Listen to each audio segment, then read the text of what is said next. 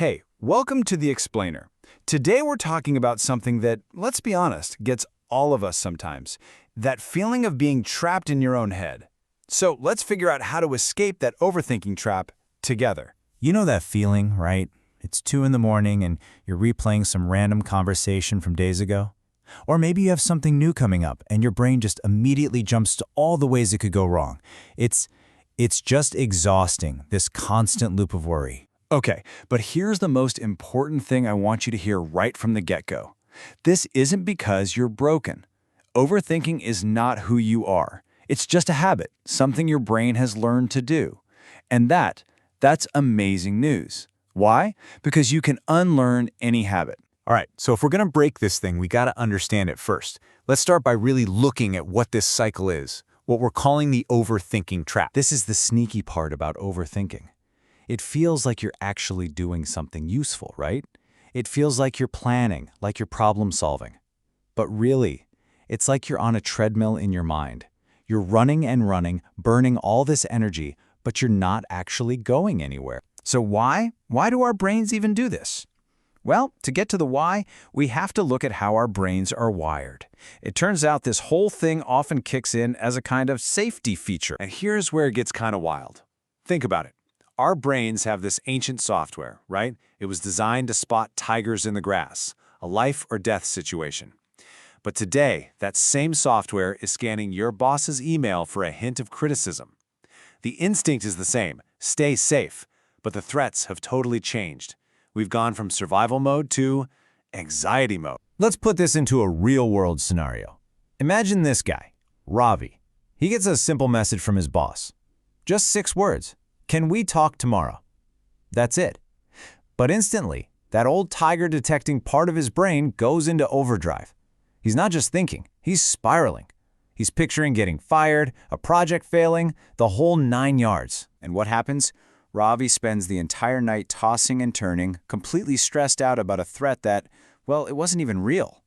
The next day, it turns out his boss just wanted to give him a cool new project. So the cost, the lost sleep, the anxiety, that was very real. But the danger? Totally made up. It just shows the insane price we pay for these mental false alarms. Okay, so we see the trap. We get why it happens. Now for the good stuff. How do we get out? It's time to open up the toolkit. I've got 3 simple but genuinely powerful tools for you. First, we've got a way to pull yourself back to the here and now. Second, a simple question to flip the script on fear. And third, a technique to put your worries in a box. Let's dig into each one. Tool number 1 is called the 5-4-3-2-1 method. See, overthinking absolutely loves living in the past or the future. It can't survive in the present moment.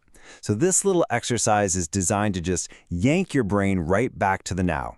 It's super simple. Let's just walk through it. All right, first, 5. Wherever you are right now, just look around and name 5 things you can actually see. Your phone, a plant, a light switch. Just notice them. Okay, now 4.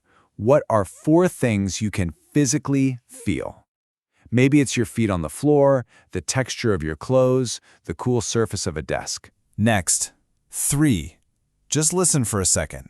What are 3 things you can hear? The hum of your computer? A clock ticking? Traffic outside? And now 2. This one can be tricky. Try to find 2 things you can smell. Could be leftover coffee, a book, maybe just the air itself. And last, 1. What's one thing you can taste? Maybe it's the lingering taste of coffee, or just nothing. And that's it. In just a few seconds, you've pulled your mind out of that spiral and anchored it right here, right now. Okay, tool number 2 is all about changing the question you ask yourself. Overthinkers live in what-if land.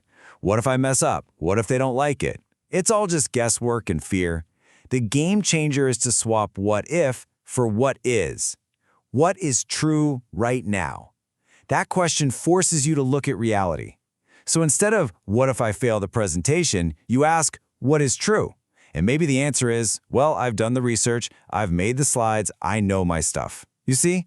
It immediately pulls you out of anxiety and into the facts. And our third tool is so beautifully practical, the worry timer. Think of it like this. You're not trying to pretend the worry doesn't exist. Instead, you're giving it an appointment. You say, "Okay, worry, you can have my full attention for 10 minutes." You set a timer, and for those 10 minutes, you go for it. Think about it, stress about it, whatever. But the second that timer goes off, you're done. You get up and do something else. You're containing the worry, putting it in a box so it doesn't get to spill out all over your entire day. So you have these tools now. And look, they're not magic wands. This is about practice. It's about building a new habit, a new way of living with more clarity.